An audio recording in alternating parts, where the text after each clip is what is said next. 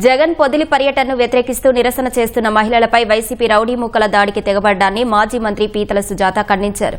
మురికి వ్యాఖ్యలు చేసిన వారిని జగన్ సమర్థించడంపై క్షమాపణ చెప్పాలని మహిళలు కోరడం తప్ప అని ప్రశ్నించారు. ఆడబిడ్డల పట్ల జగన్కు అంత చిన్న చూపు ఎందుకని సుజాత నిలదీశారు. ఈరోజు జగన్మోహన్ రెడ్డి గారి పొదిలి పర్యటనలో మహిళలపై వైసీపీ రౌడీలు బీరు బాటిళ్లతో అదేవిధంగా చెప్పులతో రాళ్లతో మహిళలపై దాడి చేయటాన్ని తీవ్రంగా ఖండిస్తున్నాం. రాష్ట్ర మహిళలను అవమానించినటువంటి సైకోలపై చర్యలు తీసుకోవటం ఏమన్నా నేరమా?